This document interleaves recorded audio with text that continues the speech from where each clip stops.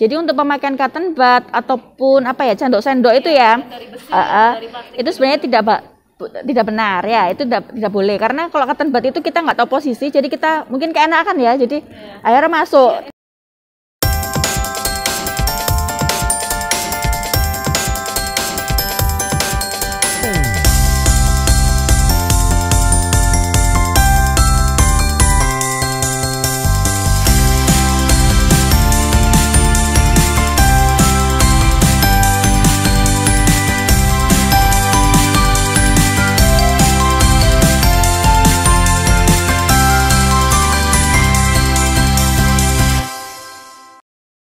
Sahabat Bincang Sehat, kemampuan mendengar membawa kita bisa bersosialisasi dan berkomunikasi.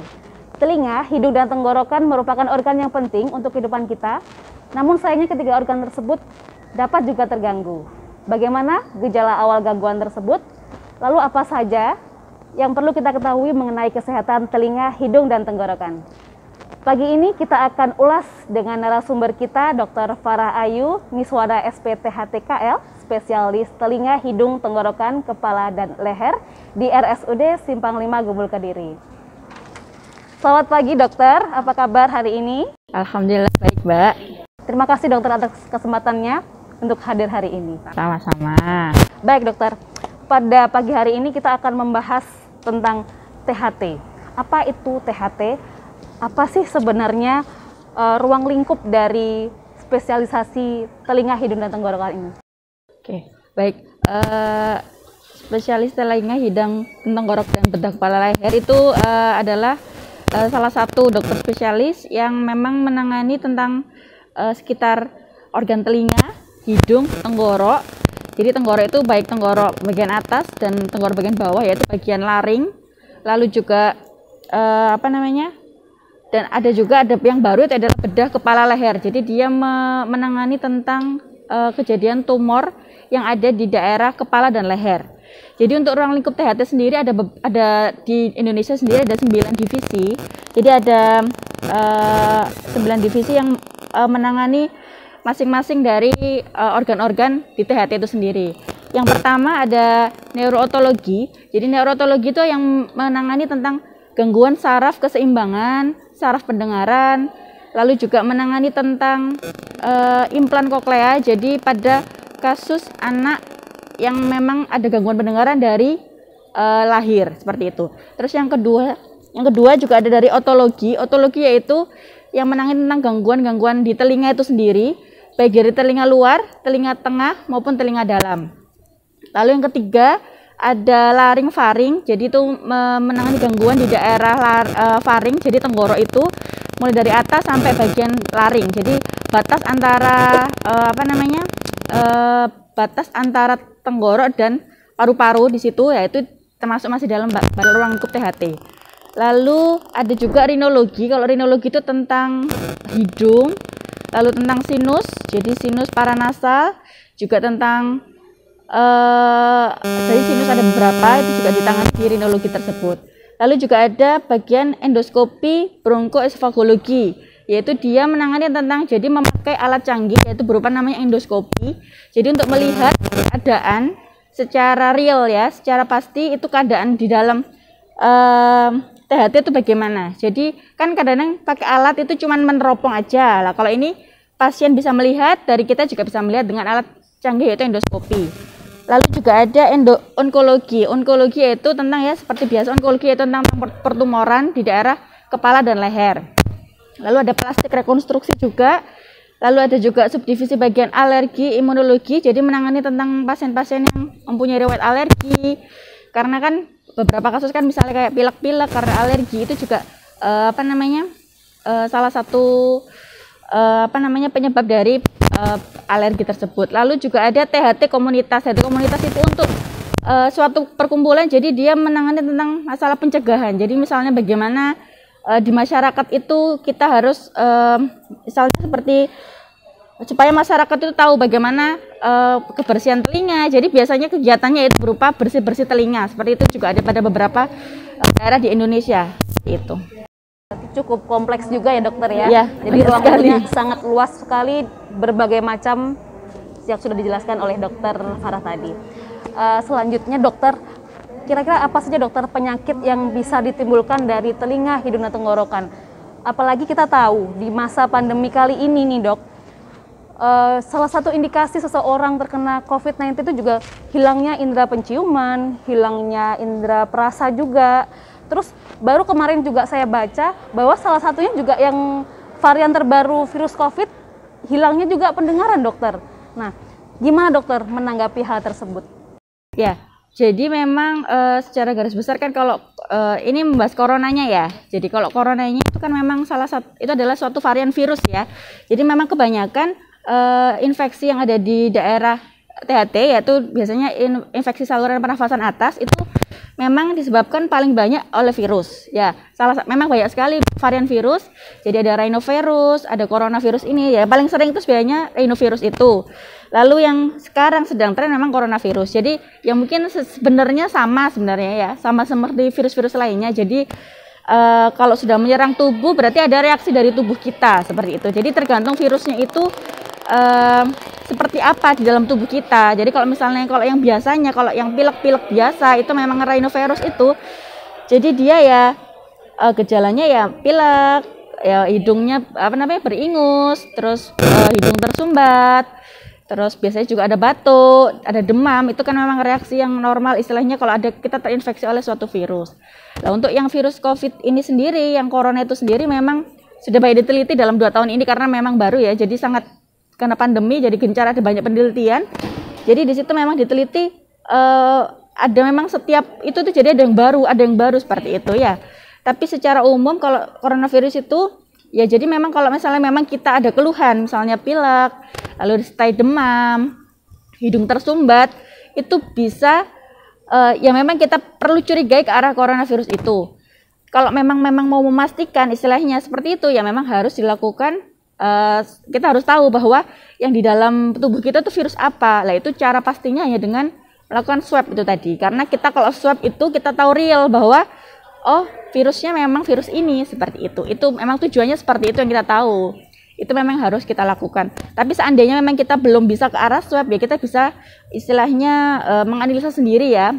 Jadi kalau misalnya memang ada gangguan, kalau gangguan penciuman itu kalau memang khas COVID itu dia itu mendadak, tiba-tiba. Jadi tiba-tiba hilang tanpa ada pilek yang meler. Biasanya kalau kita pilek, meler, buntu, itu lama-lama akan ke arah hilang pembauan. Masalah seperti itu perjalanannya.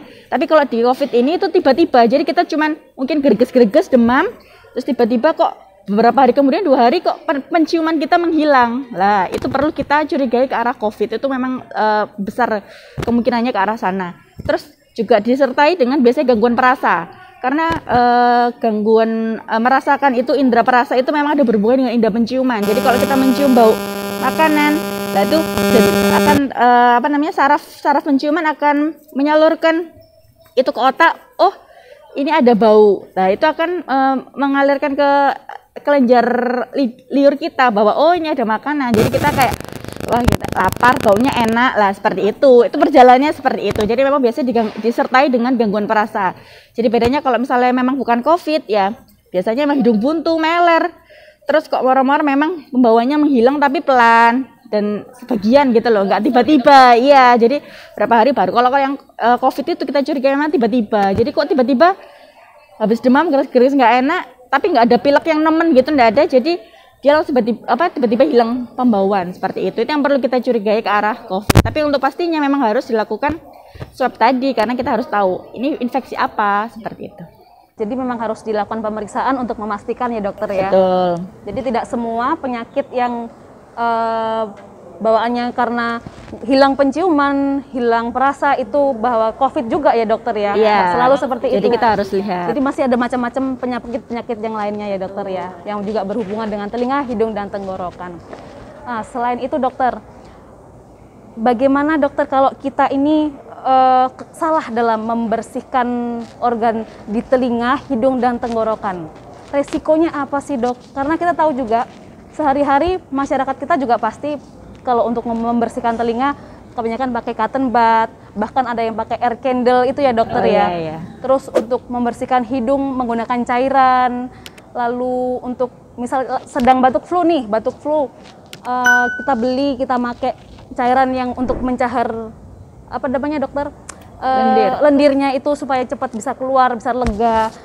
Menurut dokter bagaimana dokter untuk menanggapi itu? Ya, jadi serumen tadi itu memang diproduksi memang ada fungsinya, jadi bukan kotoran yang apa namanya istilahnya buruk gitu ya. Jadi fungsinya yaitu sebagai pelindung. Jadi dia kan permukaan bentuknya kan dia seperti apa ya?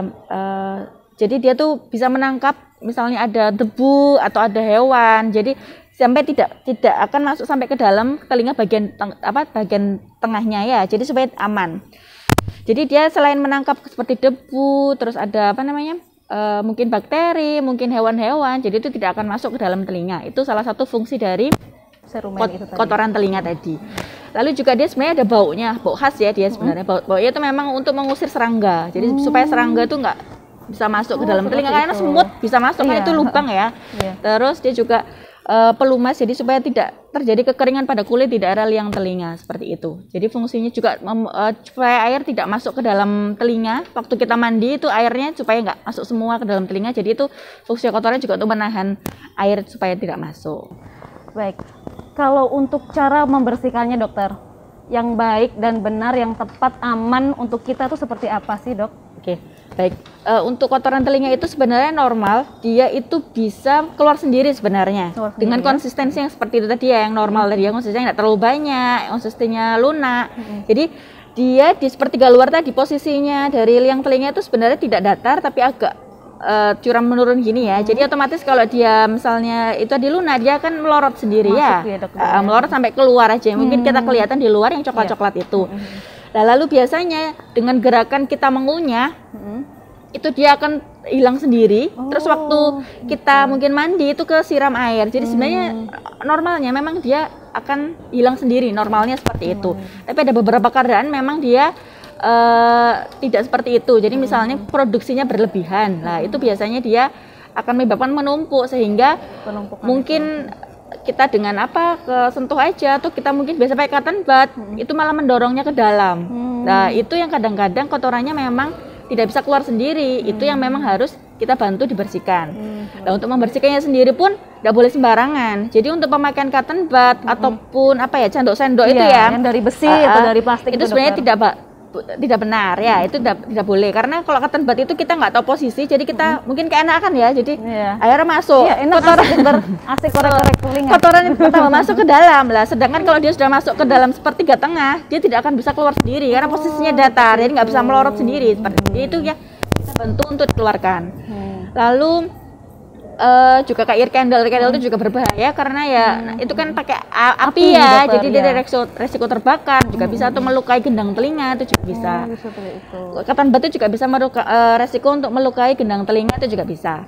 Lalu ya sudah itu sih kalau dari pokoknya kalau misalnya memang ada keluhan, istilahnya kalau memang ada kotoran, itu tadi yang istilahnya kotoran tidak normal, kan normalnya dia bisa dikeluarkan sendiri. Kalau tidak normal, misalnya dia menyumbat atau terlalu banyak produksinya, atau karena kebiasaan kita sehingga kotorannya masuk ke dalam, nah itu kita memang harus mencari bantuan, jadi memeriksakan diri ke dokter THT. Jadi nanti kita akan menentukan bagaimana cara untuk mengeluarkannya. Tapi kalau untuk mengeluarkan sendiri tidak bisa. Seperti itu ya dokter. Berarti penggunaan cotton bud itu juga sangat berbahaya dokter ya.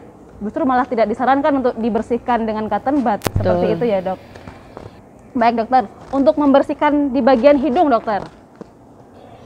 Di bagian hidung itu bisa dengan seperti apa sih dok? Oh ya, jadi untuk hidung, untuk cara membersihkannya, jadi hidung sendiri itu merupakan salah satu organ, yaitu merupakan salah satu jalan nafas yang dilalui untuk mengalirkan udara dari luar ke dalam paru-paru.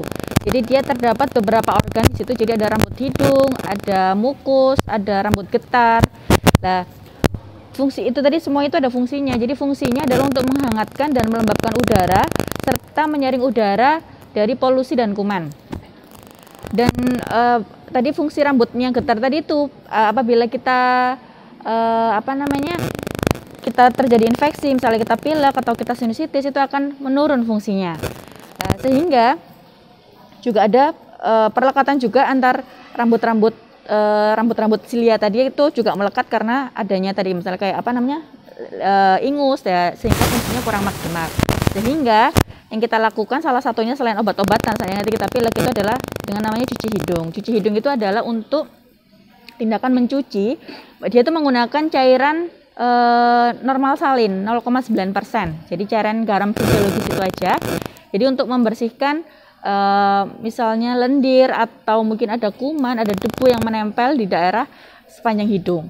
Dan ini tuh sangat mudah sekali, aman, tanpa ada resiko, dan mungkin awal-awal itu memang kurang nyaman karena kita memang belum biasa aja ya.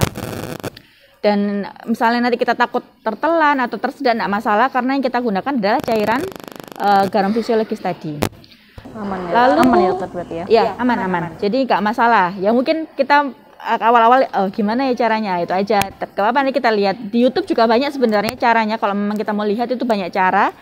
Apa namanya? Jadi tujuannya memang itu tadi ya untuk mengangkat yang nempel-nempel di dalam hidung tadi supaya tergelontor ya. Nah, terus juga kalau pada keadaan kita misalnya kita sedang sakit, itu juga bisa mengencerkan misalnya kita ada ingus atau lendir yang kental. Nah, itu bisa kita encerkan dengan cara cuci hidung itu tadi. Mungkin caranya sedikit aja ya. Jadi ya. nanti itu jadi seperti saya bilang tadi pakai cairan NS aja. Terus kita menggunakan mediumnya pakai spuit. Jadi spuit itu spuit 10 cc tanpa jarum ya. Spuit 10 cc tanpa jarum. Jadi apa namanya? Jangan pakai jarumnya ya. Nanti jadi kita pakai mangkok, nanti jadi cairan NS dituang ke mangkok itu, kita ambil pakai spuit, lalu kita masukkan ke hidung. Jadi misalnya kita mau mau mencuci hidung sebelah kanan, kita miring kiri gini, miring ke kiri. Hidung kanan miring kiri. Terus untuk yang menyemprotkannya telinga yang bagian kanannya gini. Yang disemprot itu adalah yang bagian atas. Jadi kalau kita miring ini kan ada yang atas ada yang bawah ya. Jadi yang atas itu kita semprot. Ya. Lah saat keluarnya. Nanti saat kita semprotkan itu kita bilang itu, istilahnya kita nafas lewat mulut ya. Jangan tahan nafas. Terus disemprotkan aja, nanti akan keluar lewat hidung sebelahnya juga lewat mulut. Jadi kita juga harus buka mulut juga. Cuman gitu aja. Semprot. Gantian. Gitu semprot. Kita bersihkan dengan tisu.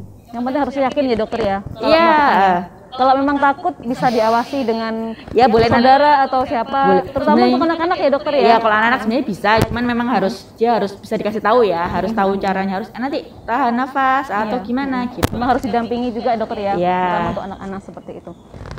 Dokter, kalau untuk sakit batuk nih dokter, biasanya batuk kan sampai berdahak, nggak enak, nggak nyaman. Terus kita kadang mengeluarkannya dahak itu sampai bikin kering dokter tenggorokan. Sebenarnya itu bagus nggak sih dok?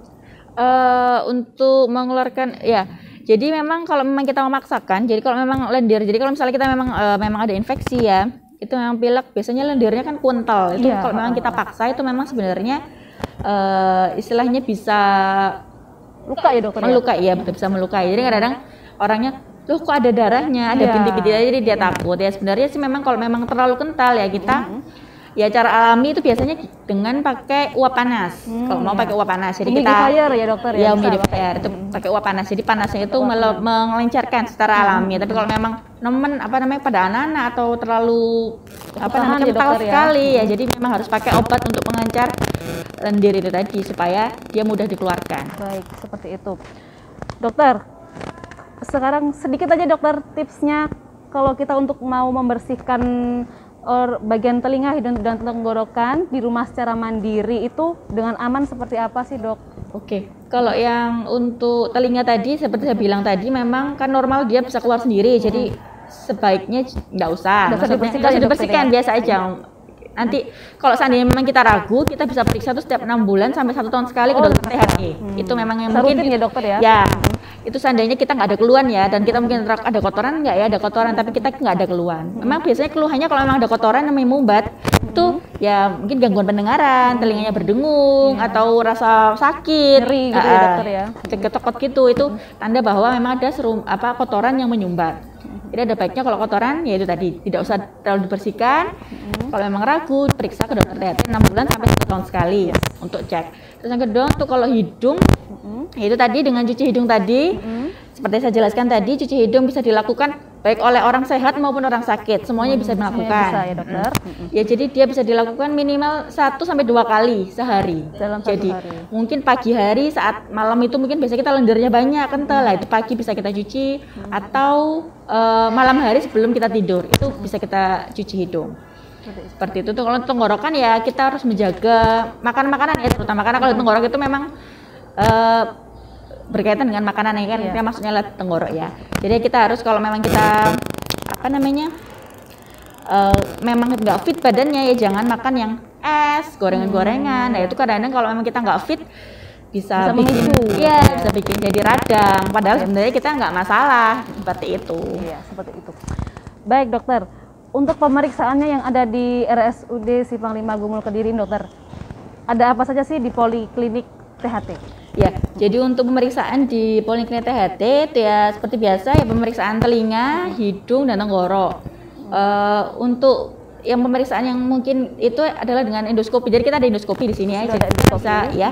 Jadi kita bisa lihat misalnya pasien tuh pengen lihat gimana kotoran, gimana itu bisa dilihat. Nanti bisa kita tunjukkan seperti ini itu. Sebentar. Nantinya mungkin ada seperti audiometri, jadi pemeriksaan tes pendengaran.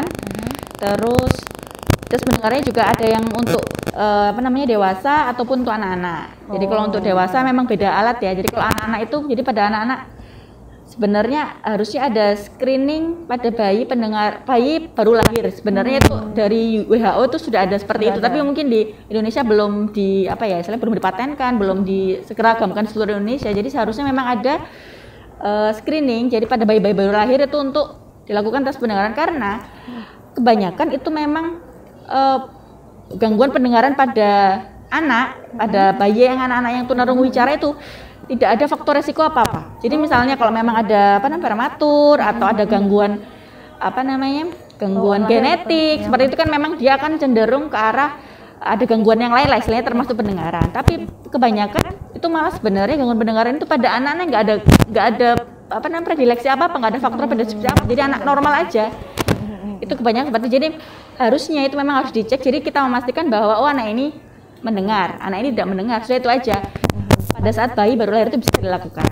Malah lebih bagus sih dokter ya, karena diperiksakan lebih dini. Jadi lebih bisa seperti apa sih nanti tindakan selanjutnya. Iya, betul. Seperti itu. Untuk jaminan pembiayaannya dokter, untuk di Poliklinik THT itu sudah bisa digunakan dengan apa saja? Untuk saat ini masih umum dan jam kesedah. Jadi untuk BPJS masih dalam proses, karena BPJS harus ada verifikasi dan sebagainya. Jadi masih umum dan jam kesedah. Ya, karena masih baru juga dokter. Iya, betul, baru bulan ini. Baik, sebelum kita akhiri bincang sehat kali ini, kita akan mendengarkan pesan penutup dari Dokter Farah tentang bagaimana sih kiat-kiat untuk tetap sehat dalam menjaga kesehatan THT, terutama di masa pandemi ini. Ya, jadi untuk era pandemi ini sebenarnya terkait sekali dengan THT ya. Jadi yang pertama kita harus pakai masker ya. Jadi 3M itu tetap harus dijalankan. Jadi kita harus pakai maskernya yang benar. Jadi bukan hanya sekedar pakai masker. Jadi pakai masker yang benar. Jadi dia harus menutup di hidung, mulut, sampai dagu ya. Jadi nggak boleh. Kalau seandainya kita memang mau makan ya kita lepas, jangan taruh di dagu gini. Jadi dilepas, ditaruh, disimpan. Sebenarnya seharusnya kita harus ganti baru lagi masker. Kalau memang nggak mungkin kan ya kita simpan di wadah yang istilahnya tertutup ya. Kita punya plastik, jadi maskernya nanti bisa kita gunakan lagi setelah makan. Gitu. Terus yang kedua tadi juga karena itu sesuatu yang kita hirup, jadi virus-virus itu menempel lewat udara yang kita hirup. Otomatis cuci hidung itu sangat berperan baik sekali ya di situ. Jadi dia bisa mengelontar virus-virus yang mungkin menempel di dalam hidung kita. Terus juga perlu diperhatikan untuk etika batuk dan bersin. Jadi harus memang ditutup. Kalau memang ada tisu atau apa ditutup. Jadi kalau batuk atau bersin ditutup atau pakai ini ya, gelangan tangan gini. Pokoknya jangan sampai menyebarkan ke orang lain. Terus juga kita tidak, kalau bisa kalau memang mau menyentuh muka atau apa itu kalau bisa kita harus cuci tangan dulu. Jadi harapannya tidak ada yang menempel tangan kita sehingga tidak ada sisa dari virus-virus yang bisa menempel ke tubuh kita seperti itu. Ini sih secara umum sama seperti yang lain, tapi kalau untuk THT-nya itu tadi.